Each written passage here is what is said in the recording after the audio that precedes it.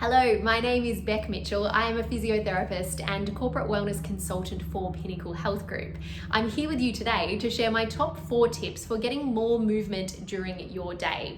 And this is particularly relevant at the moment because a lot of us are now working from home most of the time. And when we're working from home, we're not getting that general movement that we get during our day from our commute, or perhaps from things like walking to and from meetings or walking to go and get a coffee or our lunch. So how can we get more movement during our day when we are working primarily from home? My first tip is to simply move more often. And this might sound easy, but for a lot of us, we get absorbed in our work, and before we know it, 2 or 3 hours have gone past and we haven't even taken a break. So setting an alarm, you could use your Outlook calendar or perhaps an egg timer for every 20 to 30 minutes as the absolute minimum, and making sure that you get up and do a couple of stretches or move around for even just a minute, and then you can return back to your desk.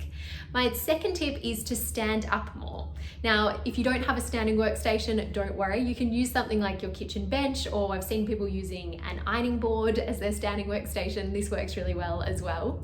But the idea is, if say you've got a long meeting or a long presentation, you can use this time to spend some time out of sitting. So standing up, making sure you set yourself up so the computer is at the right height for your eye level, but that just gives your hips and your back a little bit of a rest from that recurrent sitting position. My third tip is to move more, so aiming to increase our step count. Now, you can do this by doing something like a meeting whilst walking, so plug in your headphones, get outside and walk around the block while you're chatting to a colleague. You could also check your voicemails and return those calls whilst walking, or perhaps even actually just getting out to go and buy a coffee, or take your Keep Cup with you and go for a walk around the block while you have your coffee break. Another thing that can be really helpful if you're a goal-orientated sort of person is to use something like a step counter. So some of you may have a wearable device, which is great. If you don't have that, most phones these days do have the capacity to measure your step count. So by simply carrying it around, you might strap it into your belt pocket or into your pocket for a day or two. You can start to notice how many steps you are getting in during your standard working from home day, and then perhaps set a goal to try and increase that over the next week. And the final tip is to use your commuting time to move your body. So normally we might be spending up to a couple of hours a day commuting to and from work, so you should suddenly have this extra amount of time.